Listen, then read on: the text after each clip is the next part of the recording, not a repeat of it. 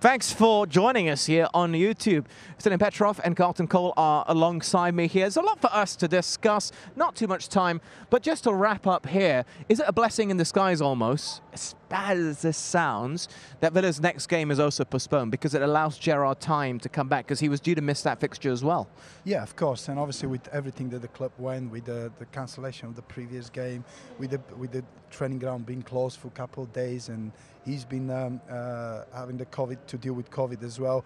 You would like to have at least a couple of days with the boys, make sure that he get them on the right frame of mind, because he would have probably loved to be here tonight, because he would have made a big difference, and he couldn't do that. And most of the boys, they haven't trained together for a few days, maybe someday for a few weeks. So there's definitely a blessing in the sky that actually they're not going to play on the 28th. Yeah, and it's just mad. It's just mad because as we came down here pitch side through the show, we got news that Arsenal Wolves has now officially been postponed as well. I think that's number 19. I'm losing track, which is worrying. Yeah, that is worrying. Well, that's what's happening right now, and all the teams that are involved in the Premier League, obviously, and not just in the Premier League, in the leagues below as well. Everyone's going through the same suffering at the moment. But the most important thing is that everyone's safe, everyone's healthy, and if the Premier League has to work around that, then they're going to have to work around it. So the games that they can put on, because not just for us, for the fans as well, is perfect. True. We got Gary McAllister here alongside us. Very good to see you again, sir. Did the substitution of Romelu Lukaku in the second half change the complexion of the game? Well, he's a quality player. I think he proved it to every fan in the stadium tonight that he's a handful. He did cause problems. We can't hide from that fact, you know, and the fact he's on the bench at the start of the game and coming on the second half, he did make a difference. I've got to hold my hand up and agree with you there. Maca, hi. How you doing, Stiliyan? You right, mate? Good. How big a miss was Steven Gerrard today? Because his passion, his way of managing, we've seen it that the dugout was quiet. As you can imagine, I've obviously been in touch with him the whole day. He's extremely frustrated, the fact that obviously he's tested positive, but he's got no symptoms, so it makes it even more frustrating, the fact that he can't be here. You know, this is a sort of game, you know, Boxing Day, full house, front of the cameras. It's a game that he would have loved to have played in. And it's obviously a game that he, you know, this is one of the reasons why he came back down south of the border to manage in a game like this. So of course he's going to be missed. But he trusts the guys here on the side, you know what I mean? The decisions were made from all the boys here. We're getting some information fed. But we can't hide from the fact you need your manager at the side of the pitch. Yeah, how you doing, How you doing, pal? Just a quick one from me. So basically, I'm looking at it and thinking you've got probably a little bit of time to regroup. Yes. Obviously, get the gaffer back. How important is that time frame for you to just regroup? Because I thought you was brilliant in the first half. Yeah. The second half was probably, obviously, a lot less left to be desired, but I think that there was some good positivity coming from the first. I agree. I thought first half we did play well. Yeah. And I thought in possession, at times we looked as if we could really compete with Chelsea. Yeah. I thought we started the second half very slowly. Yeah. Hence we come a wee bit deep, and we lost a goal from 7 yards because we just didn't get ourselves up the pitch enough. But as far as, you know, what we've just been chatting about there, in the last 7 or 8 weeks since arriving here, we've played Man City, Liverpool and Chelsea. Yeah. And it's great for us as a coaching staff, and obviously for Steven as the manager, just to see where the elite level is, because we're taught these three teams, they're champions of Europe. You know, they're good sides. Yeah. And the beauty is for us, the encouraging thing is for us, is we've competed in all those 3 games. Yeah. The other, you know, the City, Liverpool and Chelsea will say that they probably deserve to win, but we've run them close, you know, in those 3 games. For me, that's a positive, and hopefully you can carry on and just try and get it over the line sooner, because I felt like obviously you had Danny Ings and Ollie Watkins. That was a positive in the first half, but just couldn't get into the game. 7 or 8 weeks of progress, you know, and they're trying to create an identity, a style of play. You know, and over the piece, it's been very encouraging. Takes time. Okay. Thank you very much for taking the time. Commiserations once again on the match, and we'll see you again soon, okay? Cheers. Thank you. Cheers, thanks. Happy New Year. Okay. Gary McAllister there, and I think, you could see, I think the difference of having Gerrard there, just as a presence, Of course, and you know that I bet that I know that everything is over the phone and everything is trying to but it's completely different. It's about the presence of a person. It's about who's there, who leads. You know, even the fans were a bit quiet today, and that was Steven Gerrard. You know, he just movements and the way he makes decisions, his reactions, he just get the place lifted. Which manager for you was the best at doing that? When you think back of, not just here, but at any club, that the crowd were always behind and the players. Martin O'Neill, because he lived the game. Yeah. He lived the game. He lived every single situation. I bet that Steven Gerrard, with some of the decisions that was done today, he would have been in front. He would have tried, and that you bring that intensity, that energy into the pitch, into the players. And when you have somebody out there, I know that Gary McAllister was saying, yeah, definitely, but we communicated. It's really difficult. He's the main man. Yeah. That's why he was brought here, to lead, to manage. And when you don't have him, it's a big problem. I was saying, look, Steven Gerrard, he's the pinnacle of footballers. Royal the Rovers staff, number 8, box to box. So he carries that into his coaching style as well, and you can see into his managerial style. And then you got obviously his backroom staff. You got McAllister. You've got Michael Bill as well. You got these people in the backroom staff that he's chosen, handpicked them for these sort of things. So when he's away from it, because David Moyes went through it, I think it was last season as well, his backroom staff had to take the team, and then they actually went on a good run of games. I was actually thinking, Moyes, you just need to stay at home and just manage from home. But you can see how influential Gerrard is here. He needs to be on the sideline to be able to take them over the line. It's funny you were saying that, because I was with Martin O'Neill last week at the Tottenham Hotspur Stadium, and he was kind of complaining about Klopp and Conte trying to get in the referee's face, and but then he did say he was guilty of that himself. He was always on the referee's face. He was the master of it. But you know, it's funny how we talked about how you send the right messages from the bench into the pitch. It's about, you know what, how you lead the game, who you are, who you trust. And when the players see his reaction, when the players see the way he talks and he communicates, it's completely different. If he's not there, then always you take the foot off your pedal. And when you look at it as well, when Dean Smith was in charge, obviously we're not looking too far back actually. Last season, you probably had John Terry in the backroom staff. You had a few other people at the backroom staff that could lead from inside the changing room. Steven Gerrard's a leader, and if he's in that changing room, and you know he's galvanising his team, and because now he's not playing, he has to exert it in a different way, and that is you can't underrate that sort of quality, and he brings that to the table. Steven Gerrard always talk about to be a fortress, to be hard to beat. Yeah. In the second half, it wasn't hard to beat. No. It was, again, we've seen a sloppy mistake, sloppy passing.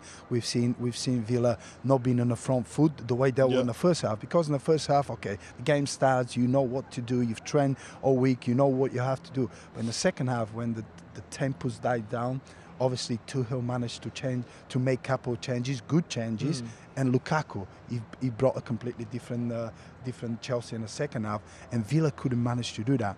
If that was Steven Gerrard here, he would have pushed. Just being there, he would have probably changed something on Ming's game. Yeah. He would have asked me not to get closer, or give yourself, because when you know what, as a centre half, when you have a problem like that, if I play against Carlton Cole, I would not even want to battle to him. What I'm going to do, not even that, I'm just going to make sure that I've got a midfielder in front of me so they don't play the ball to him. Because don't get pinned. Yeah. But because the sooner he get the ball at his feet, Lukaku is a powerhouse. Yep. He can make the difference. He's the one who can finish it.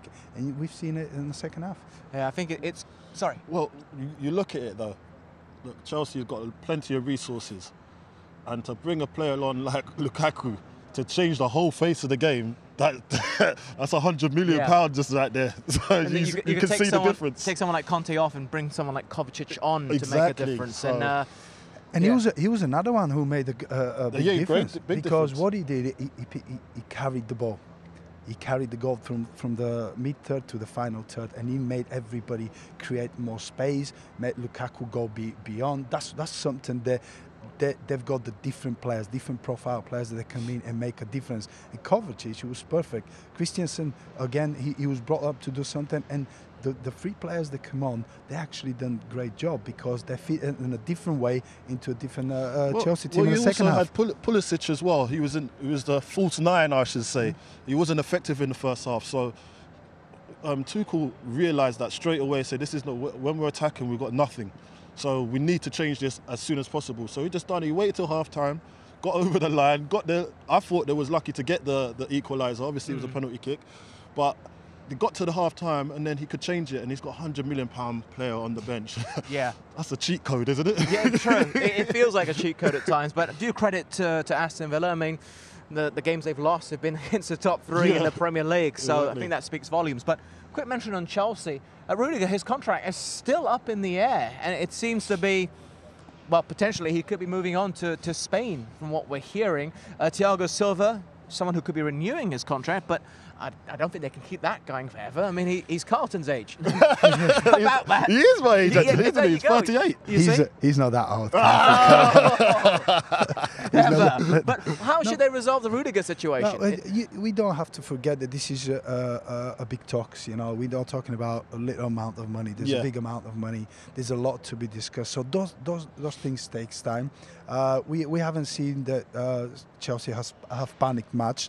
It seems like he's been playing well. He's been in a team. So I think that will be a resolve either way.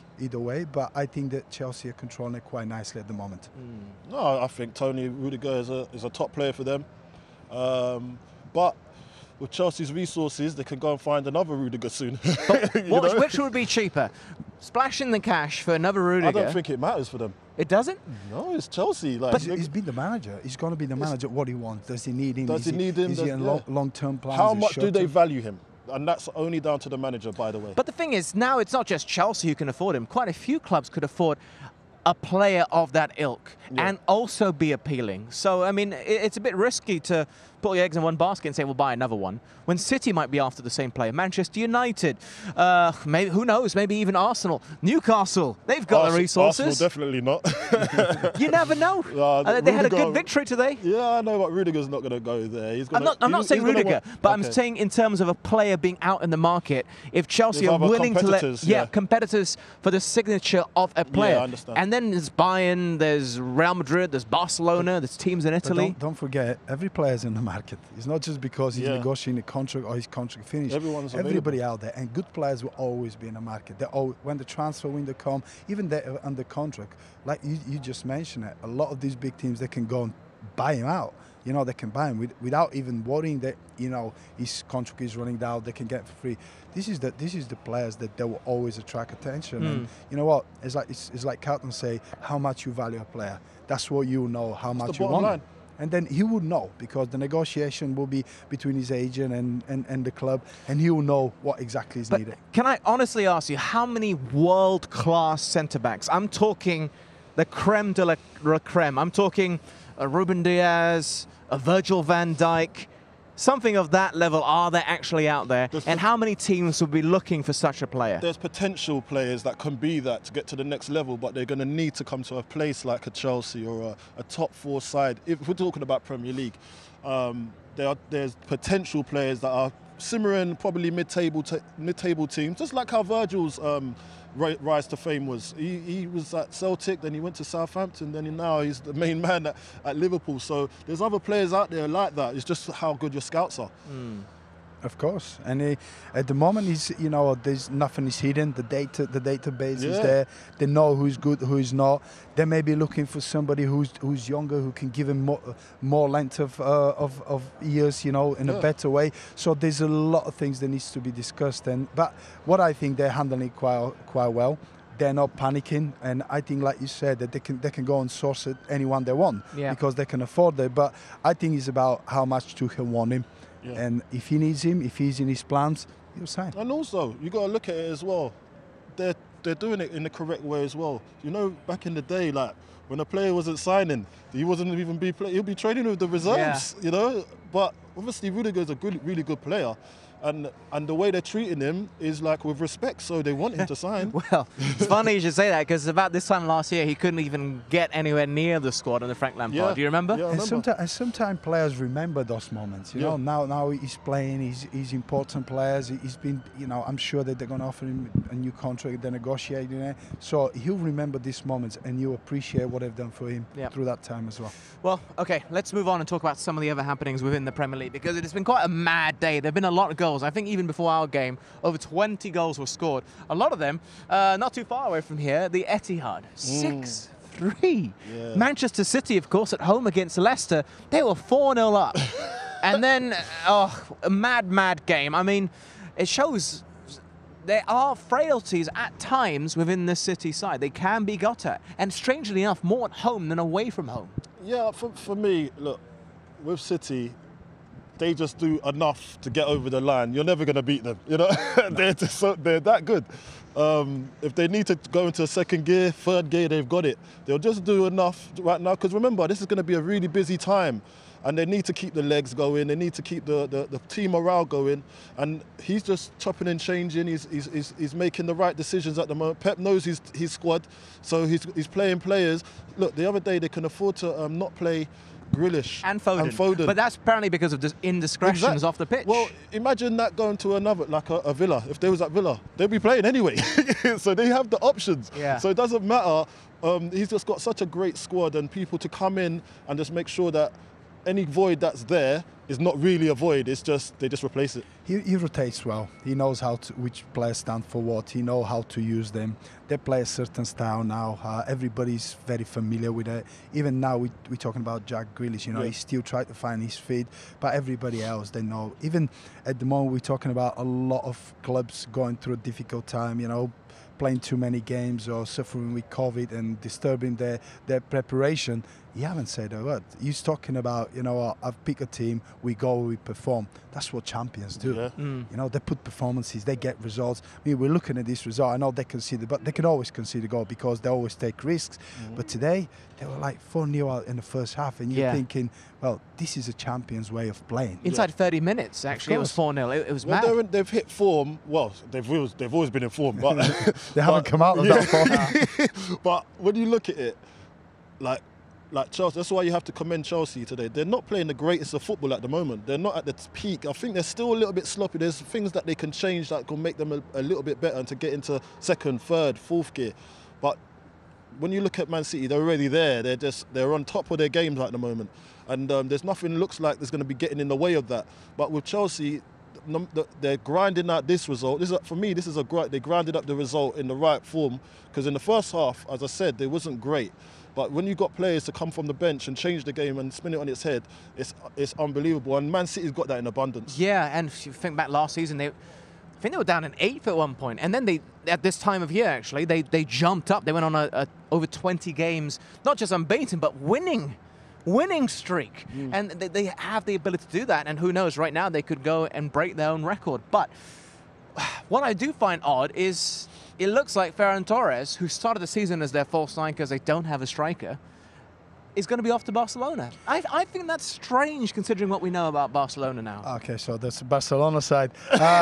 About City, that Pep won't be worrying about getting rid of a player. You know, if somebody don't fit in, if somebody that he don't want and he's not right for the club, he'll just move him on. About Barcelona, yeah, it's a bit strange. They've let a lot of good players go because of the financial problems. But they've been talking about the new investors, the new people getting involved with the club. So it'll be interesting to see where La Liga will come up, because they have to come up and justify that transfer, because with all the financial issues, questions and problems. So it'll be interesting to hear the end of it and how they afford it. Yeah, and registering players. I know Sergio Aguero's unfortunately had to retire, but they couldn't register a bunch of players at the start of the season because it's breaching the financial fair play rules. So strange and puzzling. Yeah, well, for Man City, losing Ferran Torres is not going to be any skin off their nose, really. They've got so much backups and the different players that can play in different positions. That whole front six, there's so many players that can come in and out and chop and change. We know they have a lot of money, but they've always tried to stay within financial fair play. They've never really gone, until they got Grealish, never gone and spent an extraordinary amount of cash. United, Liverpool have all spent more money than they have on an individual player prior to this summer. But now they've got some extra funds. And I'm just thinking that doesn't mean they're going to spend it, because they have to fit. It has to fit the system. Yep. So Pep's not a type of guy really that I haven't seen him just go and splash the cash like that. He'll go and get specific players for the specific role he wants them to play in his system. And that's where I think a good manager is, when they come into when they've built their team, you can put any player into that hole that needs to be filled in, and then they'll go and do the job for him. And I feel that's where he can just chop and change and just use any of his squad in the positions that he wants to. Yeah, and Pep Guardiola have got a good, strong team now. So for him to add a play, it has to be something special. Okay. I know he has a very good, strong team, but he's always fallen short in Europe. Even last year, in the Champions League final, they fell short. Do you think that if they went out and they got a top-tier striker, say an Erling Haaland, we don't know where he's going to become next season, will take them over that line to be champions of Europe? And maybe in January they might get someone. Maybe not. You can see that the other teams, you still forget Real Madrid and Bayern Munich. You forget Paris Saint-Germain. But that's why Man City might need a striker. Yeah, but maybe he don't think he needs it. He maybe think he's got enough, and maybe he will go and spend, because now he's got extra cash. But if he find the players that fit that philosophy, it fits the brand of the club, and if aligns with a believer you've got up from the top level up to the pitch, and if you find that player, but who's that player? Everybody's got Haaland, but you never know if that's going to be the answer, because the way he plays, can he be that patient? Because you have to adapt to the way Pep Guardiola plays. Yeah. Well, there are question marks about Aguero, whether he could, and he certainly did. And the Guardiola, due credit to him, he stayed on for a while. But he comes from that Latino side of it. He plays that kind of, you have to be patient, because they build up in a certain way. And this is the problem with the strikers when they go to this team. When they don't get involved, is how patient you are. You have to really trust and believe the process. If you manage to do that, then you become successful. And Aguero adapted very quickly and very well. Okay, one final thing. We have to wrap up in about 5 or 6 minutes. It's been a very good day. It's been a very good few weeks for the sides in North London. And looking at the table now, though I don't want to read too much into it, because different teams have played different amount of matches. But the top 4, top 5, Arsenal and Spurs are now in the equation. West Ham are not, and they lost again today. I mean, that was also quite a mental game. I'm looking at you because you're the hammer here. You just couldn't wait to answer that question all night. Well, look, I'm going to answer. Don't even ask me a question. I'm just going to tell you what's going on right now. Go ahead. Well, with West Ham, we've got to find, it's no coincidence that the form has dipped, because Zuma injured, Ogbonna injured, Creswell injured. These are massive players for that squad, and they are the main reasons. When your defence is tight, and the way that David Moyes likes to play, he likes to defend first, and then the rest will come later. Work hard first, then the rest will come later. And right now, he's finding it very difficult to have these players out, because they're hard to replace, because they're so influential. Zuma, you got Ogbonna, long-term even injury. in the change room, Creswell, and their long-term injury, even in the changing room. Having these players in the changing room driving the team to help out Mark Noble as the captain, it's really a big miss, and I think that's what you're seeing right now. They're gonna have, I think, and I feel, to save it, they're gonna have to go and get a proper centre back that can go and do a job. And Dawson's, listen, taking nothing away from Dawson. Dawson's been brilliant. He was brilliant last year. He was decent. Diop, he's still, for me, Diop, there's a question mark over him. I'm not gonna. He's one of our players, obviously, but I want to see more, because I know what he's capable of, and I've just not seen that so far. Him being domineering and being that man that he's supposed to be. Okay, you're talking about the defensive aspect. What about some help for Antonio? I mean, what if he was to get an injury? I mean, last year, the loan window anyway in January, saw Lingard arrive, and he was a revelation. You've got to look at it as well. So we're going to go back to that scenario there. We were kind of, I think we was dropping off. We was high up in the table this time last year, and then Lingard came in and gave us a boost.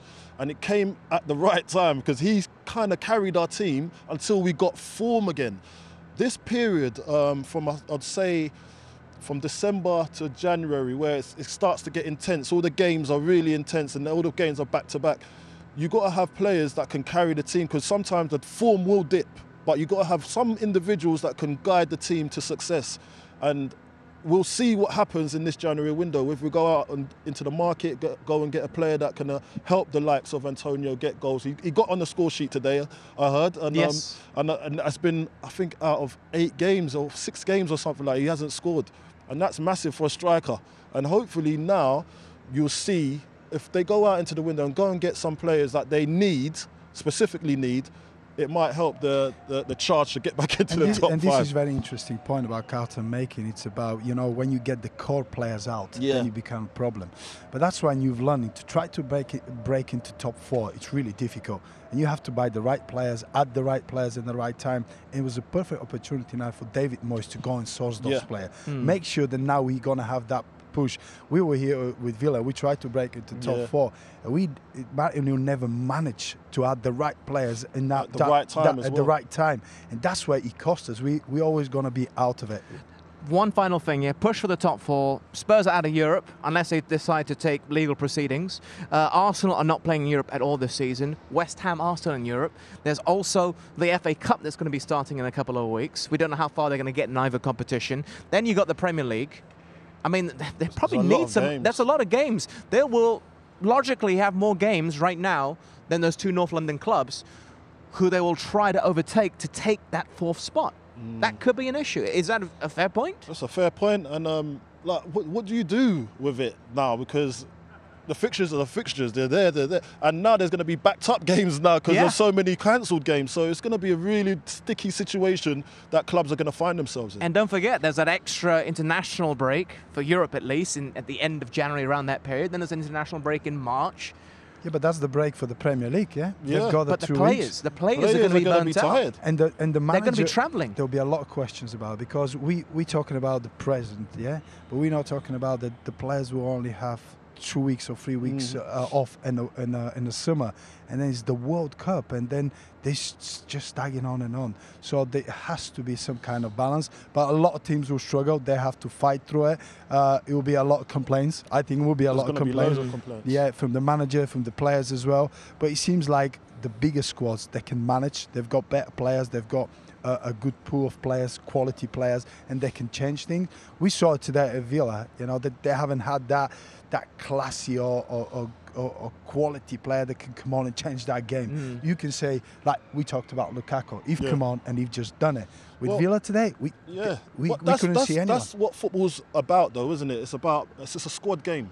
So there could be sometimes, you know how it is, Stan, you could have about 3 or 4 players off the game, in the game. But if you look to your bench, you've got players that will come on raring to go. And if you don't have that kind of squad, it could be a very difficult season. So what you have to do is try and galvanise the team in another way and make sure that you got those players that are on the bench can come on and do a job. They did have a few players. Chukwuma today, like for Villa today, was really good. But it's a lot to ask from there's a lot to ask for certain squads in the Premier League. And if they don't have that squad assembled, it's just going to be a tough year. I think it's time to get your boots out. I mean, Thiago Silva's running about. I'm about to come out of retirement. Stan, do you fancy it? He was ready. He was ready. No, I'm not ready. You're not ready. I'm not ready. Yet. He's on the side. He's going to be managing. Listen, he's going to be managing pre-season, trust me. But you can sign outside of the transfer window, can't you? Because you're a free agent. So both of you. There's no money's can't handle it no more. I can help if only he's not running involved. If anything like that, I'm happy with it. Just ball to feet, no running behind. You know what? I'm just imagining you and Steven Gerrard just lacing up the boots for the end of the season to push Villa on. That would be an amazing sight. But he's still training and he's still very good. You can see, he's quality. You never lose it, and he's still fit. He can run. So the boys are saying he's quality. So that could be January signing for Villa. Well, I've got a story. So Zola used to be our manager at West Ham, and he used to put on his boots in training with us. He tortured, our centre-backs. Honestly, it was really bad. And then their confidence was getting lower and lower and lower. So sometimes putting on your boots as a manager, Steven Gerrard needs to keep them boots off. Because he doesn't need to, he doesn't want to damage the confidence of the team. Me and Carlton won't torture anyone these days. Only because the legs aren't there to run. That's the only reason. That's the only reason. Okay. Gentlemen, I want to thank both of you for joining me here today. It's been so much fun once we managed to get pitch side, because everybody wants a picture with the former captain here, the former skipper, but we got there in the end. And of course, Happy New Year to the both of you. And we'll be back once again tomorrow at St. James's Park. Should be a lot of fun. Leave a comment down below of what you thought about our talking points. Bye-bye.